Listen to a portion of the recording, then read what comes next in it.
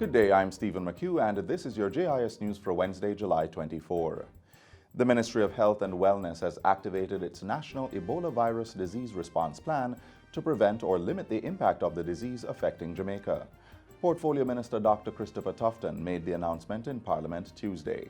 It's in response to the World Health Organization, WHO's declaration that the Ebola outbreak in the Democratic Republic of Congo is now a public health emergency of international concern. In that declaration, the WHO cautioned that the risk was high for the region of Africa, but said the global risk remained low. I want to make it clear that Jamaica is nonetheless preparing for any eventuality, although this is not a call for panic. It's just to be prepared. Dr. Tufton says local interventions will include specialized training and retraining of relevant stakeholders, including customs and immigration personnel, port health staff, public health department, clinical care teams, and all persons who may handle specimen.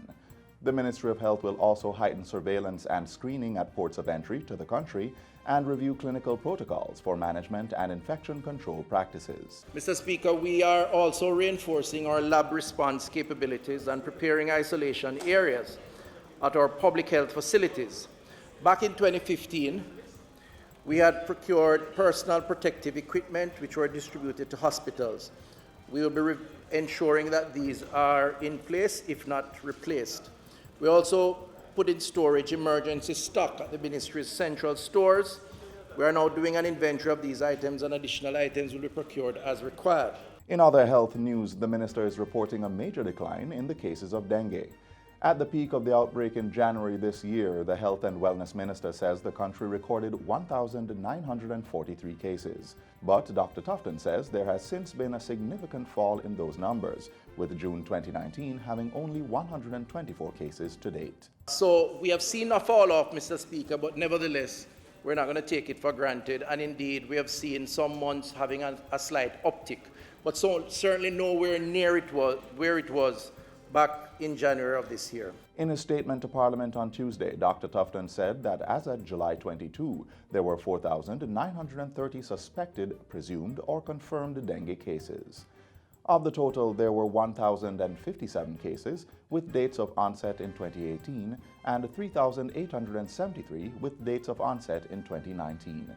He said the ministry was anticipating an increase in the breeding of mosquitoes during the summer months, including those that carry the dengue virus. In anticipation of that, the first few weeks of July have seen the start of activities under the Enhanced Vector Control Program.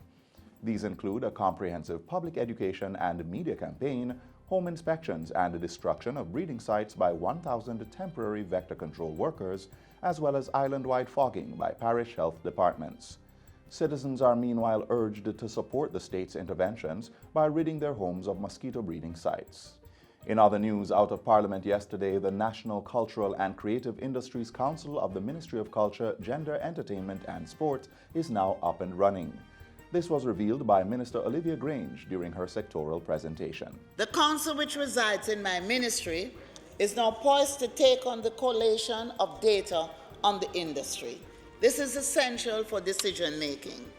We have been speaking about the paucity and inaccuracy of data for a very long time, and so we are ensuring that this is done. Minister Grange says she has initiated dialogue with various statistics agencies, including Statin, the PIOJ, and Bank of Jamaica, to secure accurate and reliable data on the sector. The National Cultural and Creative Industries Council will operate as an overarching intersectoral one-stop shop for targeted intervention in the sector. Among its deliverables are the establishment of a digital distribution and promotion platform for Jamaican music, video, and fashion. The Council is also charged with the establishment of the Kingston Creative Media Village, the Creative Skills Council, and a Culture and Creative Industries Fund for Jamaica. Meanwhile, 100 days of special activities will be carried out across the country to celebrate the centenary of Jamaican cultural icon Miss Lou. Miss Lou will be celebrated as a social commentator, poet and advocate, and in particular as chief exponent and proponent of the Jamaican language. The Culture Minister says the activities will be organized by various agencies, including the Jamaica Cultural Development Commission, National Library of Jamaica, and the Bureau of Gender Affairs. She adds that in tribute to Miss Liu, the ministry is working closely with the University of the West Indies to use the celebration of her life as the catalyst for a national dialogue on the status of our Jamaican patois. This will have implication for how patois is positioned in social and official discourse. Minister Grange has also proclaimed March 21 each year as National Poetry Day, where Jamaicans will join the rest of the world in highlighting and celebrating the art form. 5 additional business incubators will be established across the island over the next 2 years. State Minister of Industry, Commerce, Agriculture and Fisheries, Floyd Green, says this is being done to provide much-needed business services and support for micro, small and medium-sized enterprise MSME operators. He says the incubators, which will be built by the Factories Corporation of Jamaica, will enable entrepreneurs to grow their businesses at a low cost. Space has already been identified in Montego Bay for the establishment of one of these incubators. I would love us to work quickly, Minister, President, to see how we can take the linkages into that space in Montego Bay, right in Glendevon, in the heart of some of our most troubled areas, to see we can provide a space for entrepreneurs to grow their businesses at a low cost. Minister Green made the announcement during his address at the recent opening ceremony for the 5th staging of the Christmas in July trade show. And finally, the Labor and Social Security Ministry and the Private Security Regulation Authority will be strengthening enforcement measures to protect security guards and contract workers. Portfolio Minister Shahini Robinson made the announcement during her recent contribution to the sectoral debate in Parliament. The ministry is moving to prosecute companies which are in breach of the labor laws. Minister Robinson says the matter of the status and work arrangements for security guards will be placed before a joint select committee of Parliament later this financial year for open and transparent deliberations on the issues. Meanwhile, the Labour Minister is expressing concern about precarious trends in contract employment. She pointed to arrangements that deny workers certain statutory rights, entitlements, and protection that are prescribed by law. We also find troubling global reports which points to underinvestment in training, innovation, and lowered productivity associated with these forms of contractual arrangements.